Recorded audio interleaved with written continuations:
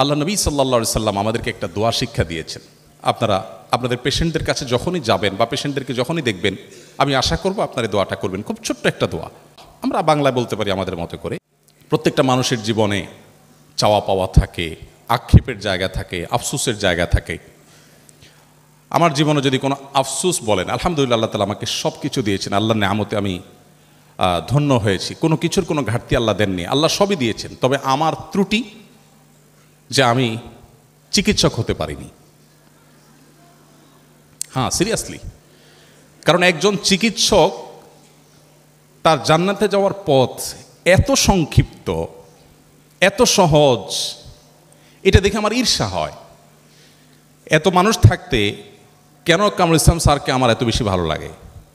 কারণ চিকিৎসক হয়ে তিনি যে সহজে মানুষের হৃদয় জয় করেছেন, অন্য কোনো পথে মানুষের হৃদয় জয় করার, মানুষের দিলের নিংড়ানো দোয়া পাওয়ার পথ আমার অন্তত জানা নাই।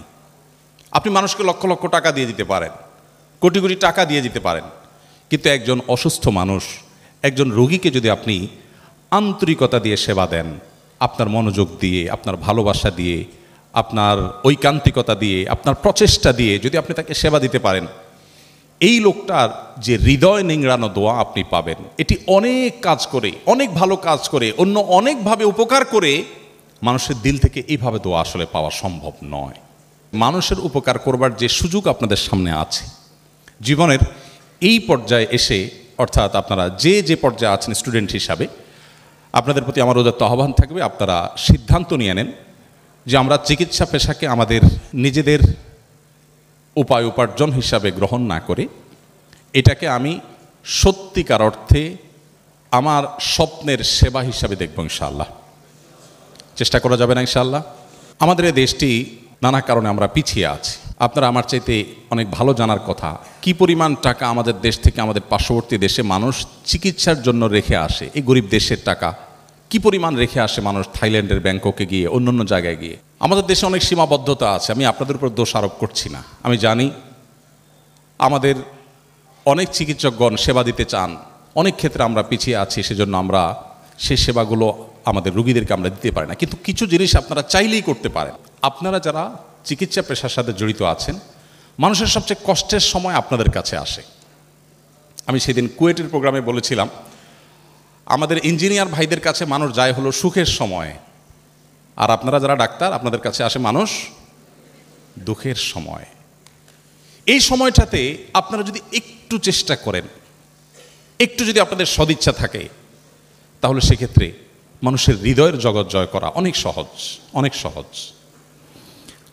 আমার এক বন্ধু আছেন এই ঢাকা মেডিকেল কলেজের, নাম আর বললাম না, কারণ একটা দোষের কথা বলতে যাচ্ছি,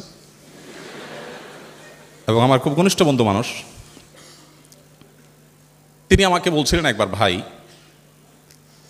আমাদের কাছে কোনো পেশেন্ট আসলে, পেশেন্টের লোকজন, আত্মীয় স্বজন যারা থাকে, তাদেরকে শুরুতে এমনভাবে অ্যাসেসমেন্ট করার পর ব্রিফ করি যে মানসিকভাবে রোগীর সাথে আসা লোকজন ধরেই নেয় যে এই লোক তো আর বাঁচার কোনো উপায় নেই, বাঁচলে তো আল্লাহর রহমত।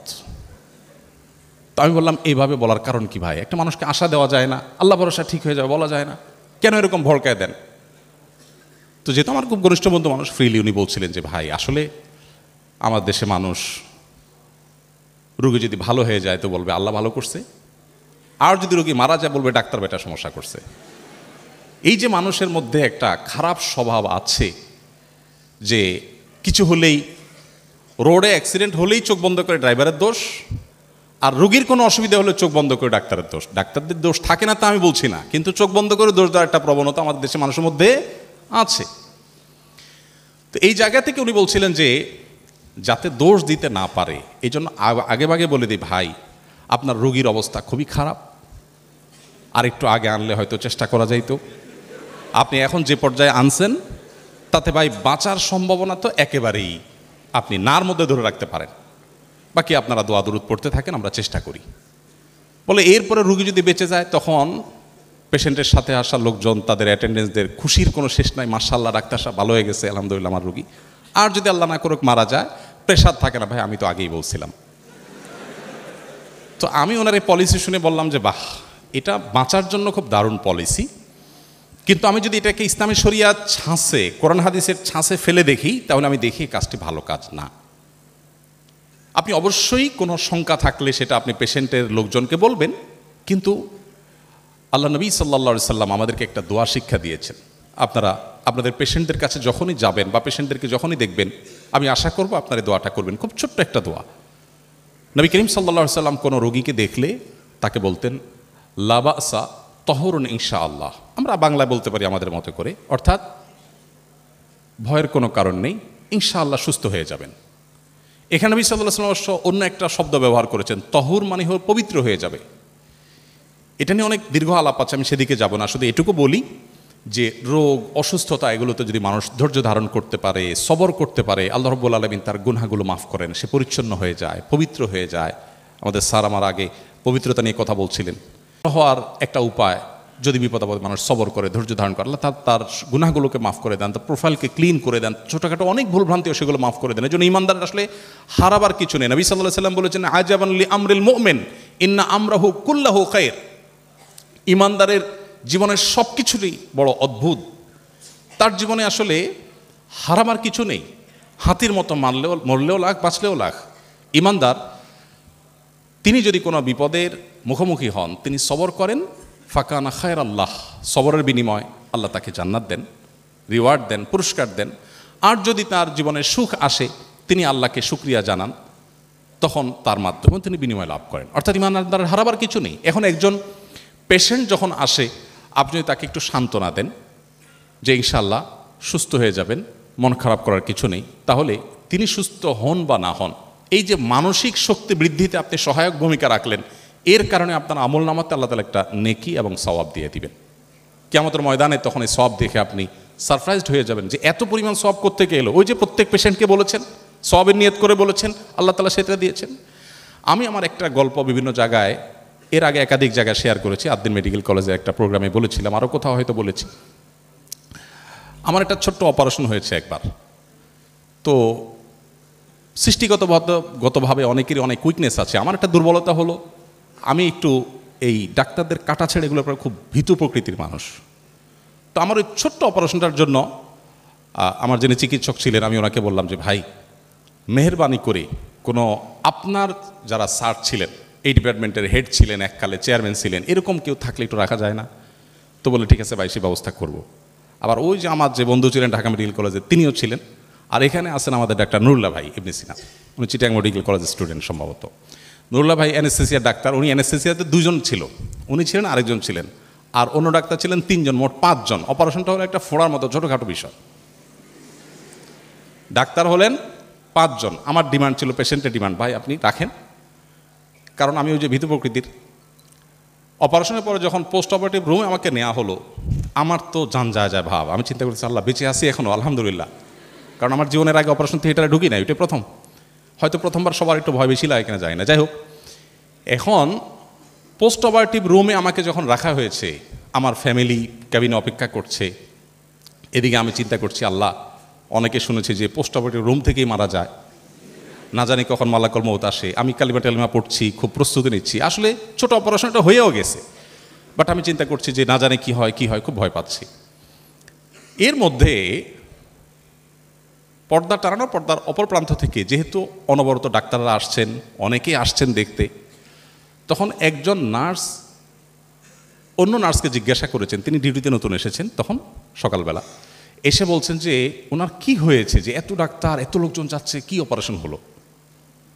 তখন আমি আর ওটা বললাম না অপারেশনটা কিসের। তো বলল যে এই অপারেশনটা হয়েছে, খুব ছোট্ট একটা অপারেশন। এটা বলার পর ওই নার্স এমনভাবে তুচ্ছ তাচ্ছিল্য করে, অপমানকরভাবে তিনি বললেন, এই অপারেশন মানে এইটার জন্য এত কাহিনী? বিশ্বাস করবেন, আমার ওই দিনের অনুভূতি আমার সারা জীবন মনে থাকবে। সেটি হলো যে 5 জন ডাক্তার মিলে আমার অপারেশন করে আমাকে যতটা আশ্বস্ত করতে না পেরেছেন, ওই নার্স ভদ্রমহিলার অপমানকর সে উক্তি, তার ওই কথা আমার মনকে এত শক্তিশালী করেছে। আমি তখন চিন্তা করলাম, ছি, এর জন্য আমি এত কাহিনী করছি। আমি তখন নিজেকে দোষারোপ করা শুরু করলাম, গিল্টি ফিল করা শুরু করলাম যে এইটা কোনো কথা, এই রোগের জন্য আমি এত কাহিনী করছি, এত এত কষ্ট দিচ্ছি মানুষকে, এত চিল্লাচিল্লি করছি, এটা কি হলো কিছু? ছি ছি ছি। এরপর থেকে নার্স আসুক আর ডাক্তার আসুক, আমি ভাবি ধরতাম, আমি না না কিছু হয়, কোনো অসুবিধা নেই, আমি ঠিক আছি, আমি ওকে। আমাকে এরপরে খুব দ্রুততম সময়ে পোস্ট অফিস রুম থেকে আমার রুমে পাঠিয়ে দিয়ে এলো, কারণ ডাক্তাররা তখন ফিল করছেন হ্যাঁ আমি ভালো হয়ে গেছি, আসলে আমি ভালো হয়ে গেছি। তো এই যে একজন নার্সের একটা শব্দের একটা উক্তি যে এইটা, বাহ্যিকভাবে আমি একটু অপমান বোধ করেছি যে এটা কোনো কথা, আমার এই রোগটাকে তিনি কোনো রোগী মনে করলেন না, কোনো পাত্তাই দিলেন না, আমি একটু অপমান বোধ করেছি। কিন্তু পরক্ষণে চিন্তা করলাম এটা তো পজিটিভ কথা, আমার রোগটা কোনো রোগী না, কোনো অপারেশনই না। এই একটি কথা যদি আমাকে এর পরিমাণ আস্থা এনে দিতে পারে, এতটা আমাকে সাহসী করে দিতে পারে, তাহলে এবার আপনারা নিশ্চয়ই আপনাদের চেয়ার থেকে, আমি আমার পেশেন্টের জায়গা থেকে আমি আমার কথা বলেছি, আপনি আপনার ডক্টরের চেম্বার থেকে, আপনি আপনার চেয়ার থেকে একটু আপনি ভাবুন যে আমরা যারা রোগী হয়ে আপনাদের কাছে যাই, আপনারা যদি একটু সান্ত্বনা দেন, একটু যদি অভয় দেন, একটু যদি সাহস যোগান, তাহলে অর্ধেক ট্রিটমেন্ট অনেক ক্ষেত্রে আপনাদের সেই আচরণ থেকেই হয়ে যাবে।